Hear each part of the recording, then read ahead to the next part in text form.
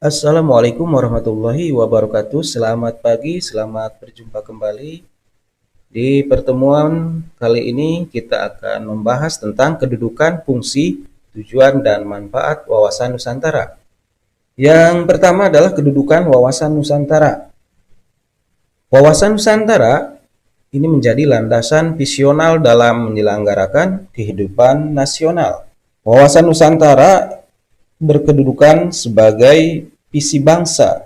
Wawasan nasional merupakan visi bangsa yang bersangkutan dalam menuju masa depan. Artinya, cita-cita nasional. Jika kita melihat cita-cita nasional negara Indonesia, itu tertuang dalam pembukaan Undang-Undang Dasar 1945. Yaitu salah satunya mencerdaskan kehidupan bangsa, ikut melaksanakan ketertiban dunia. Kemudian, dua fungsi wawasan Nusantara.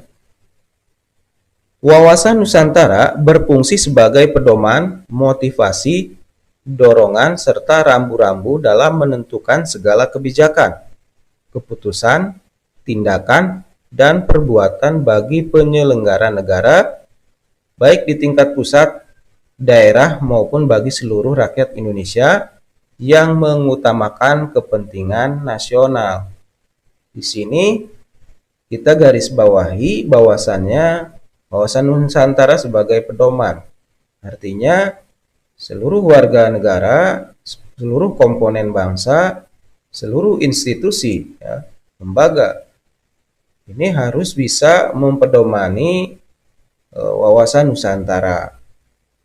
Kemudian sebagai motivasi, wawasan Nusantara ini merupakan konsep yang memang perlu kita jadikan motivasi dengan keberagaman masyarakat Indonesia dari Sabang sampai Merauke, keberagaman suku, keberagaman agama, kemudian keberagaman adat-adat lainnya, keberagaman ras antar golongan. Ini harus kita jadikan bahwasannya bangsa Indonesia memiliki keberagaman ini harus kita jaga dan kita rawat, jangan sampai terjadi perpecahan atau friksi. Kemudian dorongan. Dan ini juga bisa menjadi sebuah pemacu bagi negara kita, ya, warga negara, agar wawasan Nusantara ini bisa menjadi sebuah dorongan agar negara kita menjadi maju, bangsa menjadi sejahtera, ya, tercipta masyarakat yang adil dan makmur, serta menjadi rambu-rambu. Artinya setiap perjalanan, setiap tindakan, setiap perilaku ini tidak terlepas dari sebuah rambu-rambu yang mengedepankan bahwasannya kita sebagai bangsa yang majemuk, bangsa yang beraneka ragam, ataupun jangan sampai negara ini terpecah-pecah akibat adu domba.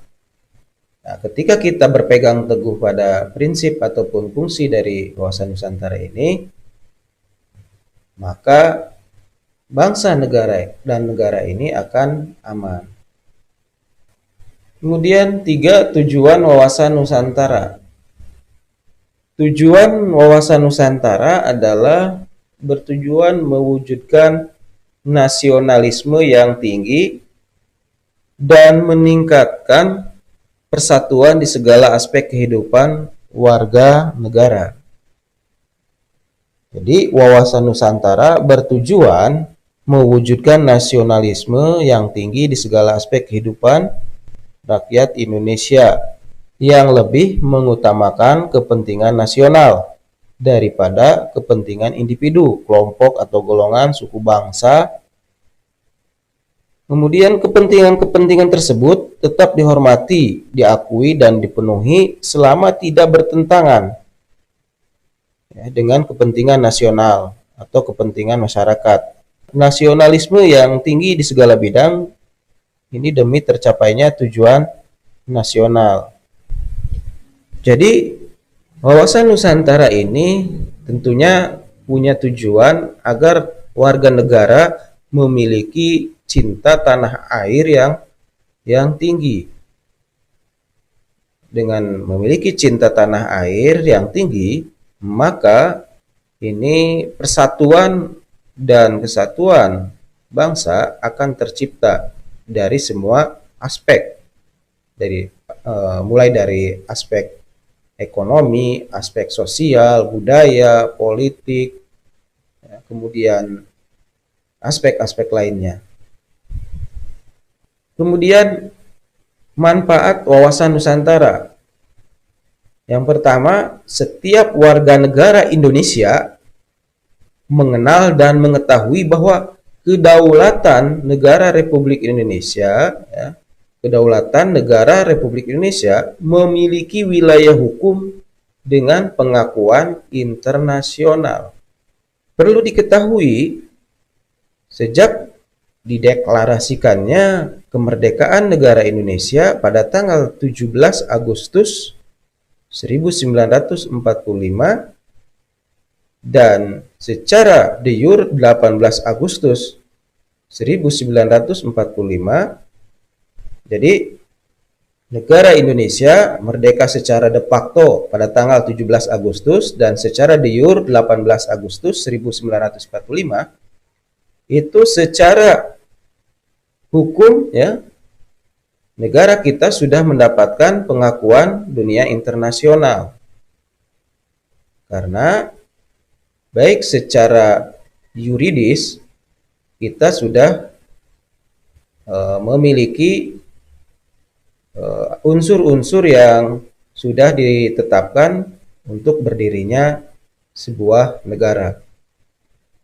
Kemudian dua, setiap warga negara Indonesia wajib mempertahankan dan menjaga wilayah Indonesia dari ancaman, tantangan, hambatan dari pihak manapun.